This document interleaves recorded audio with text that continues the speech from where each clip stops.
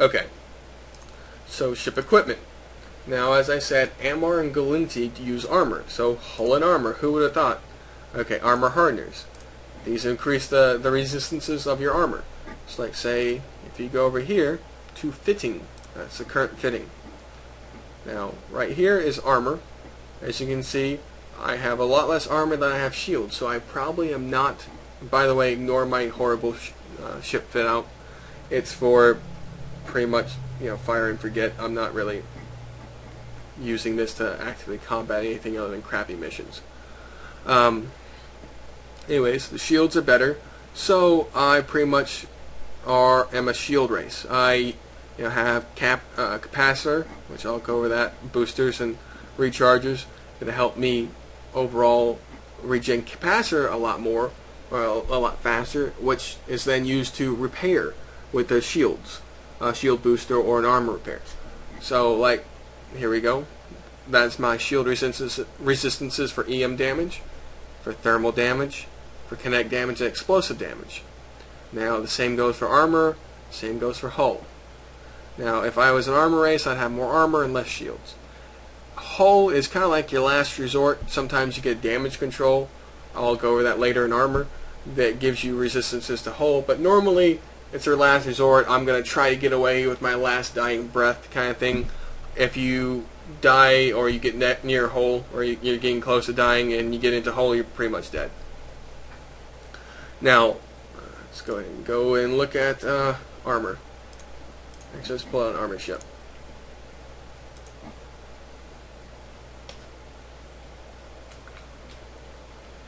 Okay, I'm charging my lasers. Alright, so let's go over here to fittings. And this is a battleship. It's a pretty sweet looking battleship. So anyways, I have lasers up top, a tractor beam which pulls stuff into me. No, you can't pull in other ships, unfortunately. That'd just be too awesome. Capacitor charges, again, lasers use a lot of capacitor. Stasis web of fire, which slows things down, makes them move slower so my big guns can hit it. And then you have large armor repair,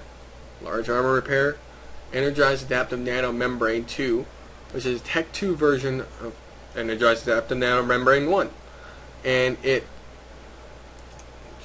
gives this amount of resistances. When it says negative 24%, it means it reduces 24% of incoming damage. So it reduces damage. This again, another, if it looks like a little knight, it's probably an armor hardener. This is a damage control. It looks like a little medic box.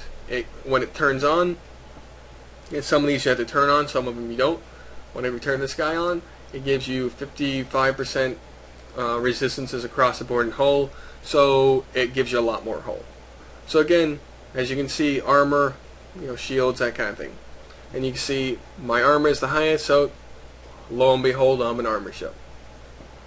You also have a little bit of modifications available for your stats right here. So again, capacitor, it tells you how long it takes for the capacitor to be depleted. It's overall a pretty complex ship setup. Setting up a ship fit takes a little bit of planning. There's a lot of websites out there that just hand it to you when you need some help.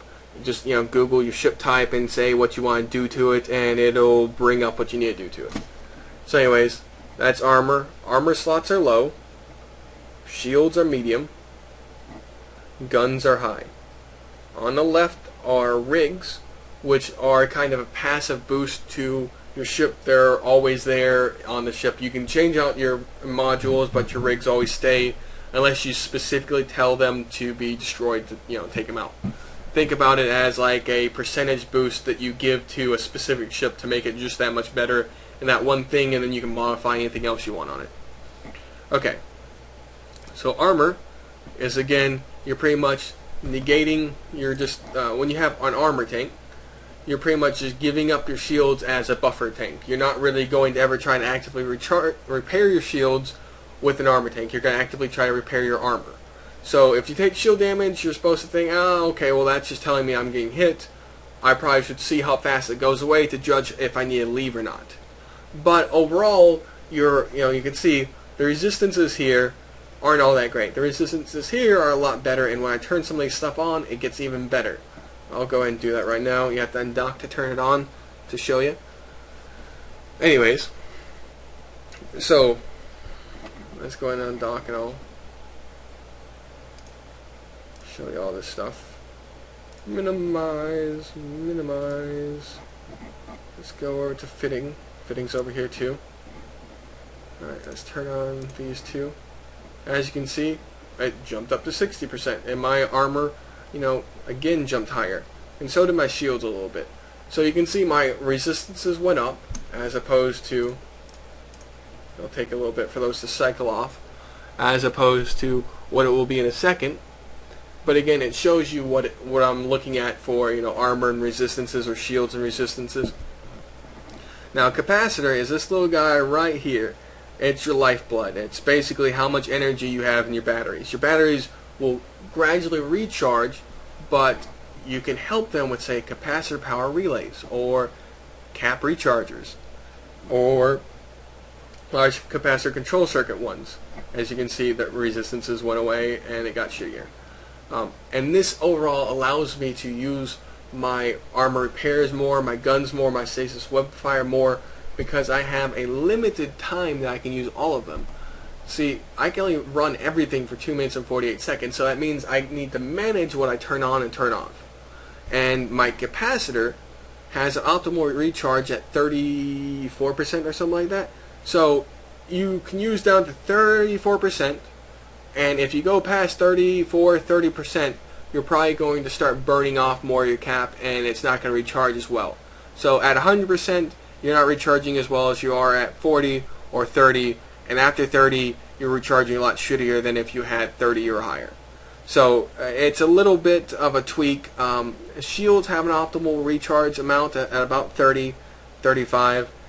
Cap has an optimal recharge amount at about 30, 35. Armor does not recharge. You have to actively repair it. So let's go ahead and just reapproach it so I don't drift off in space. Anyways, armor you have to actively repair. Shields will eventually recharge themselves. So you have shields right here, then you have armor, then you have hull or structure. So shields generally will recharge themselves, take a while. Armor never will recharge itself. But if you're going to do shield tanking, you can either active or passive tank. Active tanking means you have a booster that actively you have to press it and it turns on and it recharges your shields or repairs your shields. If you do a passive tank, what you for shield recharging, you get a large amount of armor. You get a large amount of shields, and then you get a very fast shield recharge rate. I'll show you right here.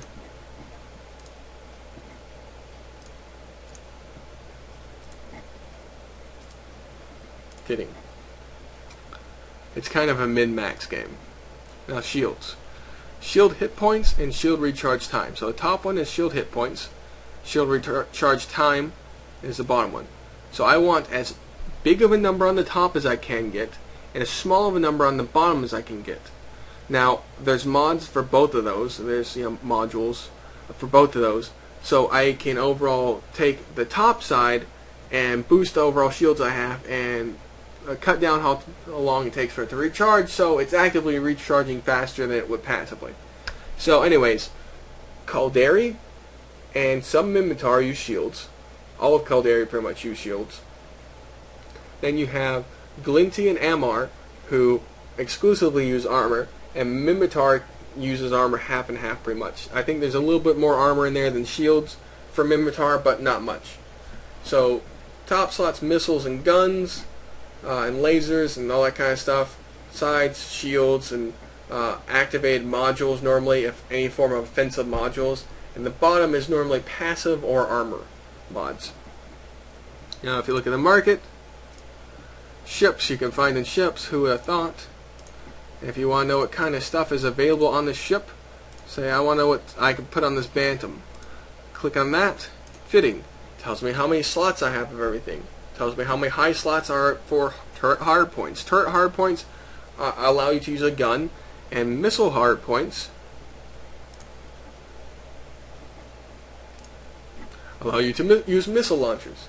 You have to have either one to, missile hard points to use missiles, or turret hard points to use any guns. You can't have just missile hard points and want to use guns. You can't do it. Okay. So we're going to cut this a little bit shorter, just so I don't go over my time. But again, what you're looking at here is, ships and ship equipment. You have shields, you have hull and armor, you have propulsion.